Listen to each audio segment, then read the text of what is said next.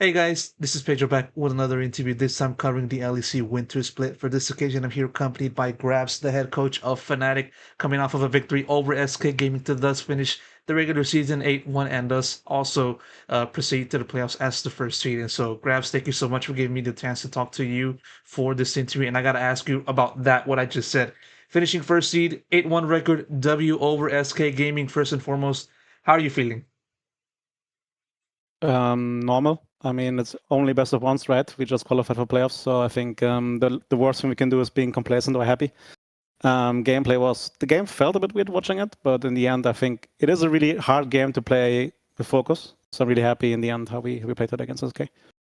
I mean, I remember like in the lead up to today's match. I mean, there was a little bit of like anticipation or more so conversation, between yourself and Razork, and maybe playing like a different champion. Maybe we would have seen the Zed or something like that. But obviously, you guys took the serious approach, ensuring that you guys finished the season on a high. Still, like, what was the mindset for coming into today, having known the fact that you guys are already have locked in the first seed for this regular season? Yeah, honestly speaking, our practice going to this week hasn't been the greatest, and I think we just didn't have the luxury of wasting away stage experience and playing a bit more of a focus game. And again, we haven't won anything yet, right? It is just the regular season phase. So I'm really against feeling relaxed already. And I'm aware the fans really want spectacle, and Razak as well is playing with it, and I'm fine doing the same meme things on Twitter. But then on stage, I think after we win the split, maybe we can start having a bit more fun, right? But the Orc hasn't won in 7 years. So I'm taking this very seriously. No, words of a very experienced and very mature head coach. Definitely understand the rationale behind Old head that. coach. Yeah, of course. But yeah, I gotta ask you, obviously, like the obligatory, you return to the coaching position, if that's the appropriate way to say. It's been 2 years since you last been in that kind of role. Obviously looking back on that prior experience before to this one is, your time in BDS. From that point, waited 2 years. Now you're back on Fnatic. Two-part question. How does it feel for you to start off on the right foot? At least having some decent momentum with this Fnatic squad, and also on top of that, how have you viewed it more so your return, as personally, into this role? Because you kind of mentioned in the post-match interview back then during the broadcast that you kind of like had to go through a pretty difficult time, having to like not coach at all, and having to do all that stuff. So yeah. Yeah, on a personal note, it's just coaching is what I want to do, right? Being in the scene, and I really enjoy this. And I think everybody who has a passion in life and loses it kind of can relate to this, that it feels a bit pointless sometimes in the morning to wake up. Like I don't want to say depression, because I think depression is a really serious topic, and I don't want to self-diagnose with it, but I just had periods in last year where I felt really low on motivation. I did streaming, but streaming doesn't fulfill me at all. I just did it basically because in the past I had GMs basically thinking I retired because I don't do content, which I think is kind of a sad state of affairs. So I did that, just watched League, kept in touch with a lot of people in the scene, and I'm really, really grateful for the chance that Fnatic gave me. And so I'm just really happy, even though, again, I'm not the person to like really show it a lot, but I'm really happy to be back. And sorry, what was the first question again? I'm a bit older. More so like your thoughts on like the emotion of like returning on the right foot, doing well Oh, yeah. and doing awesome. Yeah, I don't look too much at the stage games themselves. Like, I don't really care if you go 8-1, 9-0, or 7-2, whatever, right? Of course, you want to win, but ultimately for us, what I show the players is that winning is a result of good work. And I think it's important to do good work on a daily basis. And for that, we have lots of discussions of what I define as good work. But so far, the players have bought into most of the stuff we're doing together. So I'm really happy there. And I just hope that, again, this process of doing good work really does to winning the split. So we don't look really at the results right now, just at our preparation on the daily. I do remember looking at this Fnatic squad from last year. It was a very, like, I would say, much not a not very clean team, always having to struggle to like retained leads, because a lot of the times the team will start off well, but then eventually they would like collapse onto each like the important games. And obviously with your inclusion into the team, you guys don't really have to worry about that. Now you kind of just basically feels like you're finishing games wire to wire, with not a with a much more clean fashion compared to last year. So the point that I'm trying to ask you, or more so the question that I'm trying to ask you, is what do you feel has been the most important factors that you've been wanting to instill with your system into the Fnatic squad that has allowed you guys to finish games definitively without any major issue? I think it's just giving the aggression a different context, right? I think it's really bad to say to these players like fight less. That's useless information. So I had to contextualize what I mean by having a good fight, right? What does a good fight look like? And even telling them, if you take every fight because you're better players or you perceive yourself as better players, then it makes even more logical sense to take a good fight in a good spot as a better player, right?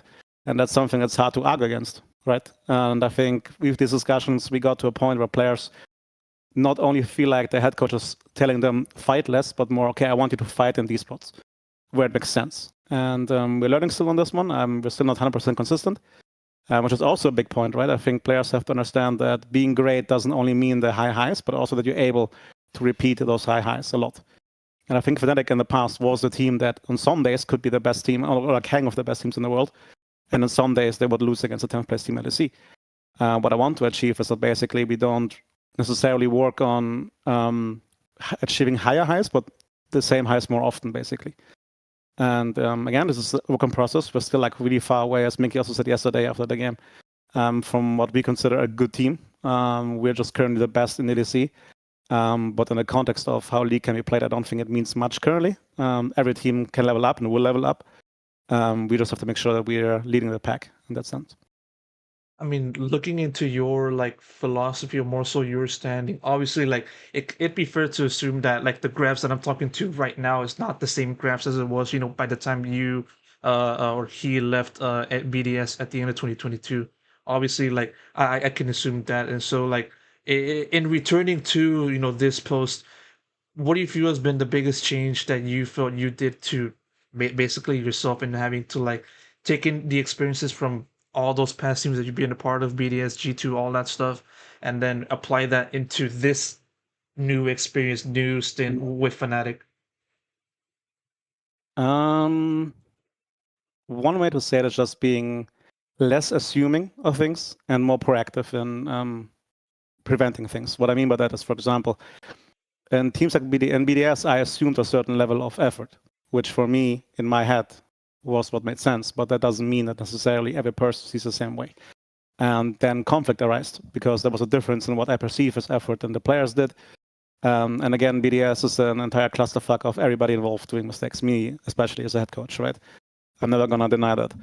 But it just showed me also to, instead of assuming things, just make everything clear from the beginning. Be very proactive as well. Like, for example, today, instead of after the game, if we play sloppily, criticize them for playing sloppily because it's the last place team.